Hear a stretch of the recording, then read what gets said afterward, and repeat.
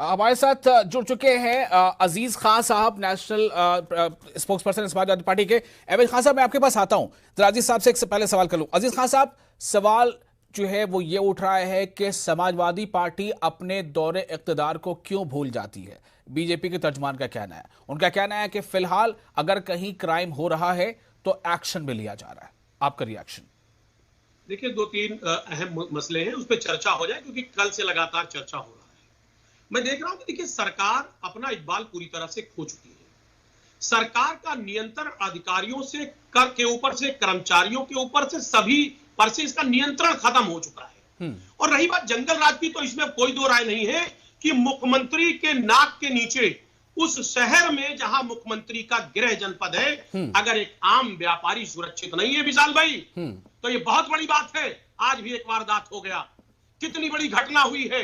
अंदाजा लगाइए कि आम शहरी जो दूसरे शहर में रहने वाला इंसान है, वो कैसे सुरक्षित होगा। सबसे दुखद घटना क्या है, आज आप देखिए, इतना बड़ा वारदात हुआ।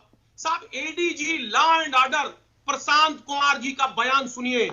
वो साहब कह रहे सीढ़ी से भाग रहे थे, चोट लग गई, गिर गए। साहब, कितनी शर्मिंदगी की बात है। अधिकारी बयान दे रहा है, ये वही अधिकारी है जो हाथरस में जब कांड हुआ था, एक दलित महिला का बच्ची का रेप हुआ था, तो इन्होंने कहा था रेप नहीं हुआ है। जब सीबीआई जांच हुई तो 4 लोगों की पुष्टि हुई। ये है साहब ADG law and order. SSP महोदय को देखिए, उन्होंने साहब किस तरीके का बयान दिया। बड़ी बात है, डीएम महोदय, एसएसपी डराते हैं, धमकाते हैं मृतक जो मनीष जी है, उनकी पत्नी को कि साहब आप मुकदमा मत लिखाइए, एफआईआर मत दर्ज करिए, क्योंकि मुकदमा लंबा चलेगा। ये पुलिस का चेहरा है, ये अधिकारी का चेहरा है। ये मैं बताना चाहता हूं, ये आज उत्तर प्रदेश सुरक्षित नहीं है विशाल जी। दूसरी बात बताऊं, यही लखनऊ शहर है, विवेक तिवारी हत्याकांड हुआ।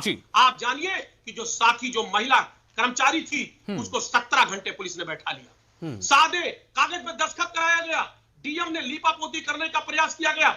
ये है पुलिस का चेहरा, ये है प्रशासन का चेहरा। क्या बीजेपी डीएम और एसपी पर कार्रवाई करेगी? क्या उनको मुअत्तल करेगी? नहीं करेगी।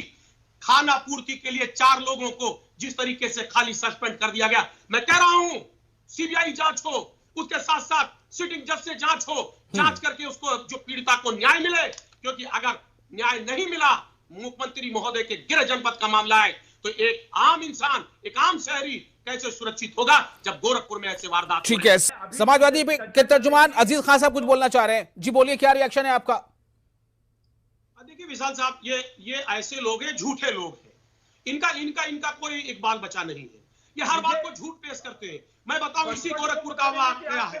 2 अगस्त 21 को भी इसी तरीके से पुलिस ने हत्या की थी और कहा था, इसी गोरखपुर का वाकया है, कहा था साहब ये भाग रहे थे और सीढ़ी से गिर गए।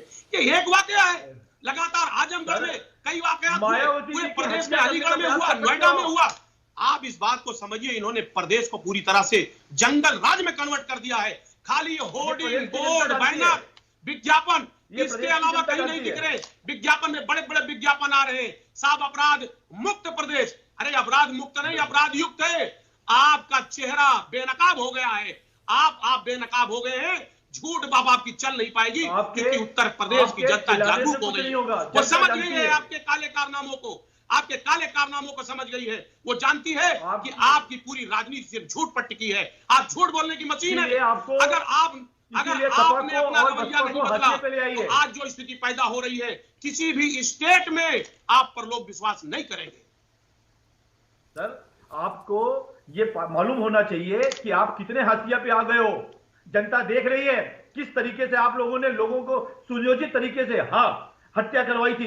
मैं एक बात कहता हूं, बताइए उत्तर प्रदेश की सरकार अधिकारी के कंडेम नहीं कर रहे हैं, निंदा नहीं कर रहे हैं। अधिकारियों से साठगांठ करके, सुनिए, आपके सामने शुभेंदु जी, मैं सिर्फ एक ही सवाल पूछूंगा, अजीज खान साहब, फाइनल कमेंट। देखिए विशाल साहब, ऐसा है, इसमें फाइनल कमेंट देने लायक तो कुछ बचा नहीं। इसमें एक ही बात है कि क्या वाकई में बीजेपी अपराध के प्रति गंभीर है, उनको सजा देने के लिए गंभीर है। अगर वाकई में गंभीर है तो डीएम और एसपी ने बहुत बड़ा क्राइम किया है, उनको इमीडिएट सस्पेंड करे ये सरकार। क्योंकि जिस तरीके से मिसगाइड किया है, जिस तरीके से डराया और धमकाया जी। है उस पीड़िता को, जी। जिस तरीके से मनीष की पत्नी को, जी। इसको फौरन इन दोनों को मुअत्तल चलिए, करना बहुत चाहिए। बहुत अगर नहीं शुक्रिया कर आप तमाम मेहमानों का इस खास मौजू पर अपना वक्त देने के और